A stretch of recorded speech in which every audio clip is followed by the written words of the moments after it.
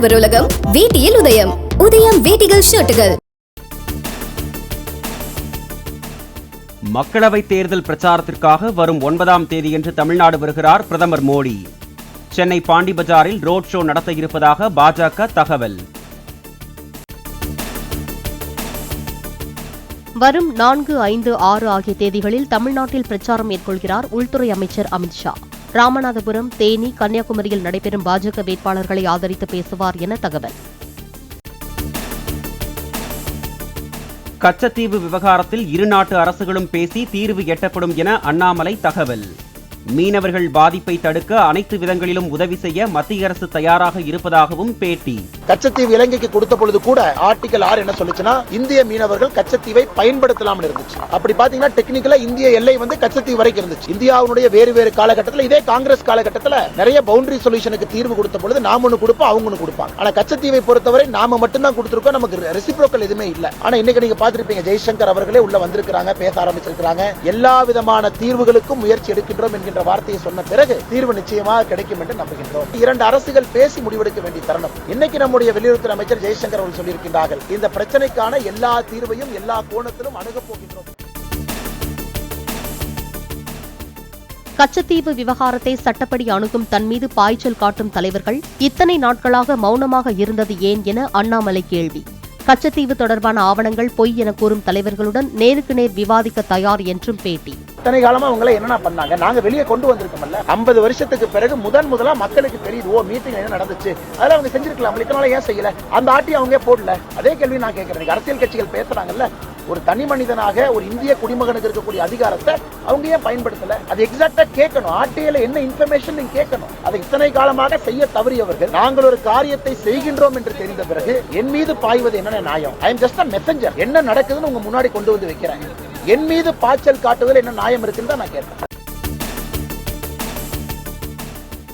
கச்சத்தீவை திருப்பி தருமாறு இந்தியா இதுவரைக்கும் கேட்கவில்லை என இலங்கை அமைச்சர் ஜீவன் தொண்டமான் தகவல். ஒருவேளை கச்சத்தீவு குறித்து கோரிக்கை வந்தால் அதற்கு இலங்கை வெளியுறவுத்துறை பதிலளிக்கும் என்றும் விளக்கம். திருப்பத்தூர் காய்கறி சந்தையில் அதிமுக பொதுச் செயலாளர் எடப்பாடி பழனிசாமி பிரச்சாரம். வியாபாரிகள் மற்றும் பொதுமக்களிடம் திருவண்ணாமலை தொகுதி வேட்பாளருக்கு வாக்கு சேகரித்தார். நீட்டை கொண்டு வந்த திமுகவினர் நீட்டை ரத்து செய்ய வேண்டும் என்று நாடக போராட்டம் நடத்துவதாக எடப்பாடி பழனிசாமி குற்றச்சாட்டு. திமுக ஆட்சியில் தான் திமுகவும் காங்கிரஸும் மத்தியில் ஆட்சி செய்வதுதான் இந்த நீட்டை கொண்டு வந்தாங்க. எவ்வளவு வேடிக்கையா இருக்குது பாருங்க. நீட்டை கொண்டு வந்தது அவர் தான். நீட்டு ரத்து செய்ய வேண்டும் என்று போராட்டம் நடத்துவது அவர்தான்.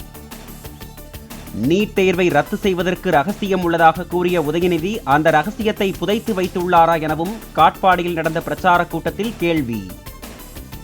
திரு உதயநிதி ஸ்டாலின் அவர்கள் சொன்னாங்க, நீட் ரத்து செய்வதற்கு எங்ககிட்ட ரகசியம் இருக்குன்னு சொன்னாங்க.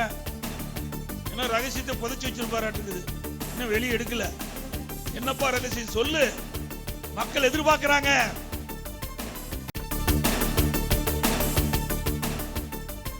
வீட்டு மக்களுக்காக ஆட்சி நடத்தும் ஸ்டாலினின் கண்ணுக்கு நாட்டு மக்கள் தெரியவில்லை என எடப்பாடி பழனிசாமி விமர்சனம். பொதுமக்கள் விழித்துக் கொண்டு திமுகவினரை கேட்க ஆரம்பித்து விட்டதால் இனி பிழைத்துக் கொள்வார்கள் என்றும் பேச்சு. சென்னை ஓட்டேரியில் தையல் கடை ஒன்றில் துணி தைத்துக் கொடுத்து வாக்கு சேகரித்த முன்னாள் அமைச்சர் ஜெயக்குமார். தேர்தல் நேரத்தில் மட்டும்தான் மாநில உரிமைகள் குறித்து திமுக அக்கறை காட்டுவதாக விமர்சனம்.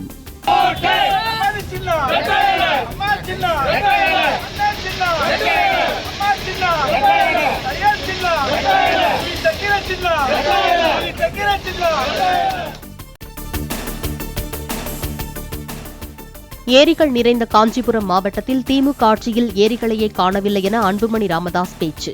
சுதந்திரம் அடைந்து 75 ஆண்டுகளுக்கு மேல் ஆன பிறகும் மகளிருக்கு மாதம் 1000 ரூபாய் கொடுப்பதுதான் உரிமையா என கேள்வி. காஞ்சிபுரம் மாவட்டம் என்றால் என்ன மாவட்டம்? அது ஏரி மாவட்டம். எங்க ஏரியாவது எவனா விட்டு வச்சிருக்காங்க? பால் போன்ற ஆறு பக்கத்துல போகுது. இவங்க தொடர்ந்து போனா ஆறே காணாம போயிடும். அந்த வடிவேல் படத்துல கிணறு காணலன்னு சொல்லுவான் பாரு. நிச்சயமா நடக்கும் அது. பணப்பதுக்கல் புகாரில் சென்னையில் 5க்கும் மேற்பட்ட இடங்களில் வருமான வரித்துறை சோதனை. பணப்பட்டுவாடா தொடர்பாக கிடைத்த தகவலின் அடிப்படையில் ஐடி ரெய்டு.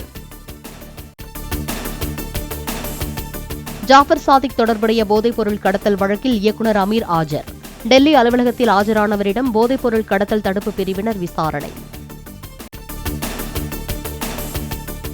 தமிழ்நாடு முழுவதும் 83 மையங்களில் +2 விடைத்தாள் திருத்தும் பணி தொடங்கியது.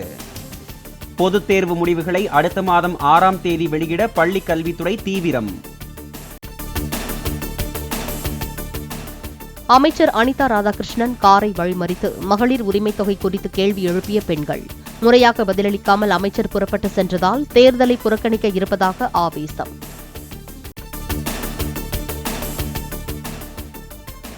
தேர்தல் பிரச்சார கண்காணிப்பு அதிகாரியை ஒருமையில் பேசி மிரட்டியதாக அதிமுக முன்னாள் அமைச்சர் MR விஜயபாஸ்கர் உள்ளிட்ட 5 பேர் மீது வழக்கு பதிவு.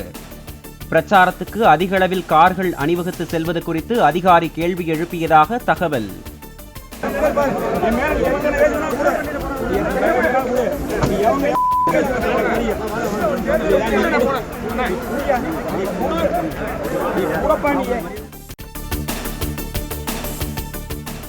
கேரளத்தின் கொல்லம் பகுதியில் திடீரென பேரலைகளுடன் கடல் கொந்தளிப்பு.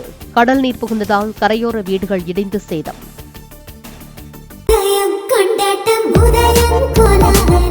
ஆடவர் உலகம் வேட்டியில் உதயம். உதயம் வேட்டிகள் ஷர்ட்டுகள்.